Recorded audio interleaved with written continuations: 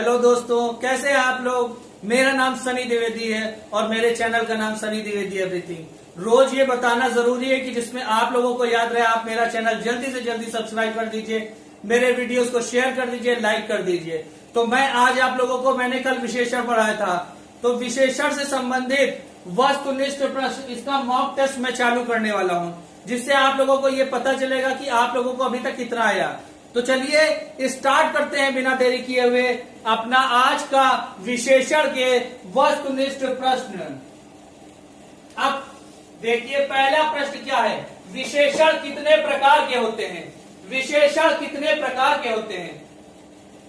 A option है 3, B option है 4, C option है 5, डी ऑप्शन है 6। तो बताइए जल्दी से विशेषण कितने प्रकार के होते हैं।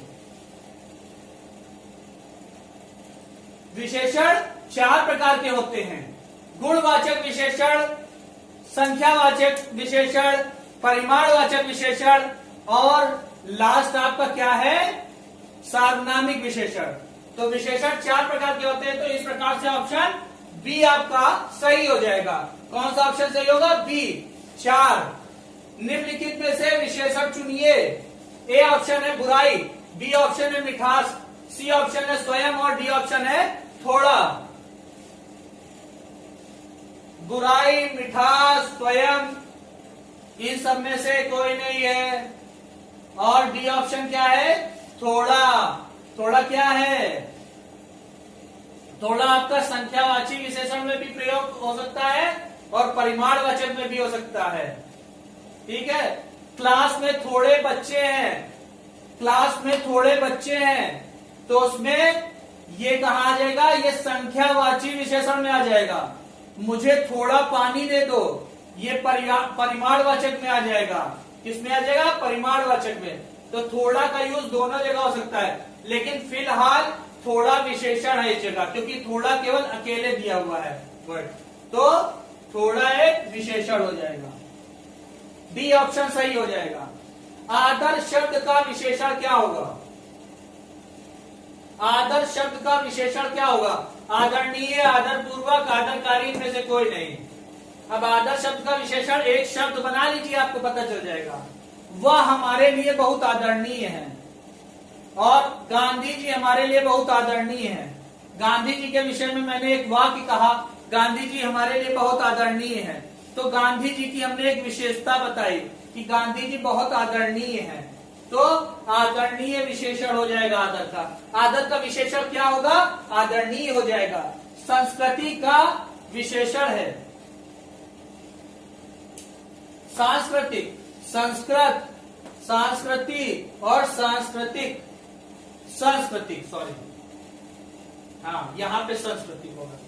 तो इसमें संस्कृत होगा नहीं, संस्कृत तो विषय है, सांस्कृतिक हो जाएगा।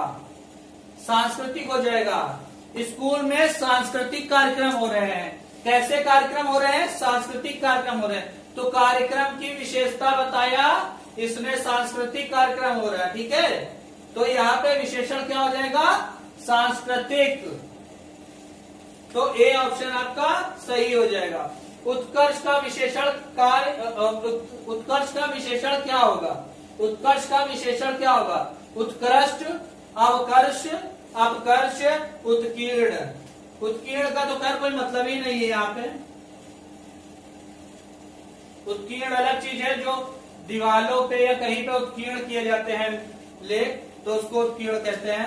उत्कृष्ट, उत्कर्ष का विशेषण होगा उत्कृष्ट। ए ऑप्शन सही होगा।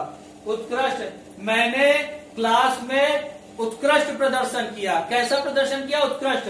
प्रदर्शन की विशेषता क्या बतला रहा है, उत्कृष्ट प्रदर्शन किया। तो इसमें ए ऑप्शन आपका सही होगा। तो कौन सा ऑप्शन सही होगा, ए ऑप्शन सही होगा। तो चलिए अब आगे चलते हैं, आगे को क्वेश्चन की तरफ। पशु शब्द का विशेषण है। छठा क्वेश्चन क्या है, पशु शब्द का विशेषण है पाश्विक, पाश्विक, पश्विक।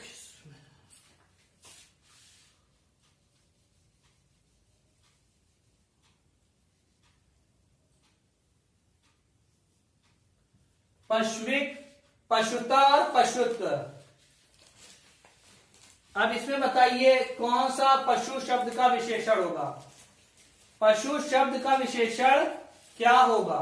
पशु शब्द का विशेषण होगा, इसका सी ऑप्शन सही होगा, पशुता। क्या होगा? पशुता। क्यों होगा?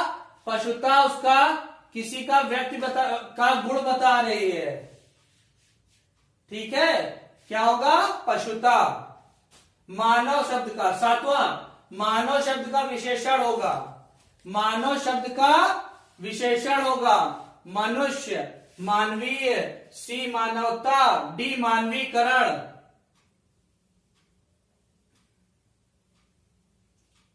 तो इसमें मानव शब्द का विशेषण होगा मानवीय।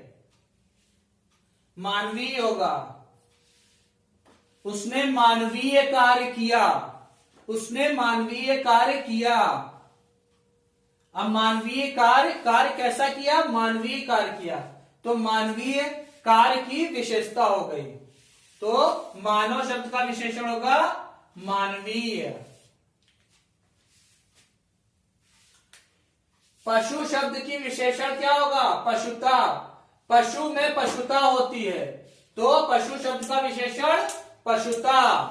क्या है पशु की विशेषता? पशुता। पशु का, और कभी कभी मानव में भी पशुता जैसा स्वभाव आ जाता है, तो लोग उसको, उस मानव को भी कहते हैं इसमें पशुता आ गई है, इसका स्वभाव पशुता जैसा हो गया है,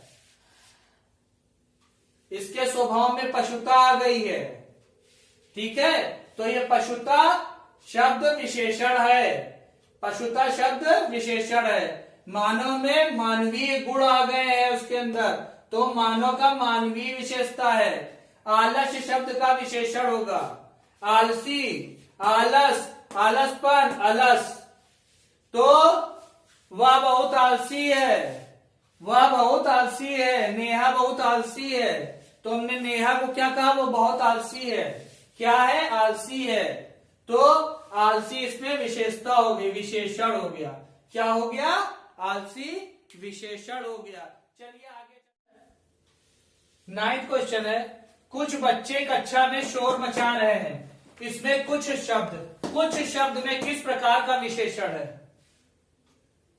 तो देखिए, ए ऑप्शन है अनिश्चित संख्यावाचक, बी ऑप्शन है गुणवाचक, सी ऑप्शन है अनिश्चित परिमाणवाचक और डी ऑप्शन है सार्वनामिक। तो आप बताइए इसमें कौन सा सही होगा आपका? इसमें होगा अनिश्चित संख्यावाचक। क्या होगा? अनिश्चित संख्यावाचक। कक्षा में कुछ बच्चे हैं, कुछ बच्चे कक्षा में शोर मचा रहे हैं।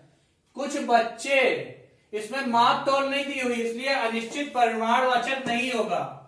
इसमें बच्चे दिए हुए, बच्चे मतलब काउंटिंग वाले, गिनती वाले बच्चे। तो गिनती में मैंने क्या बताया था आप लोगों को? संख्यावाचक विशेषण होता है, अनिश्चित संख्यावाचक, निश्चित संख्यावाचक। लेकिन इसमें कुछ बच्चे हैं, निश्चित संख्या नहीं, तो इसलिए अनिश्चित संख्यावाचक विशेषण होगा। अनिश्चित परिमाणवाचक होता तो कुछ माप तोल दी गई होती किसी चीज की। अब देखिए क्या है 10वां क्वेश्चन। प्रिय विशेषण के साथ प्रयुक्त होने वाली संज्ञा नहीं है। प्रिय जो विशेषण शब्द दिया हुआ है, इसके साथ प्रयुक्त होने वाली संज्ञा नहीं है। नहीं पे कभी भी कंपटीशन में है और नहीं पे जरूर ध्यान रखिएगा। ए बैरी, बी मित्र, सी कवि और डी विषय। प्रिय मित्र हो सकता है, प्रिय कवि हो सकता है, प्रिय विषय हो सकता है, लेकिन प्रिय बैरी नहीं हो सकता है। बैरी कभी प्रिय नहीं होता है। तो इसमें ए ऑप्शन सही होगा आपका।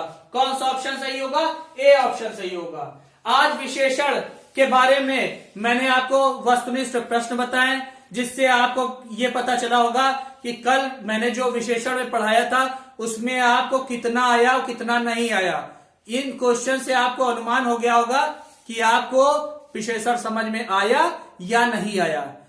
चलिए दोस्तों, कल फिर मैं एक टॉपिक के साथ, एक नए टॉपिक के साथ हाजिर होऊंगा। तब तक के लिए नमस्कार, गुड बाय।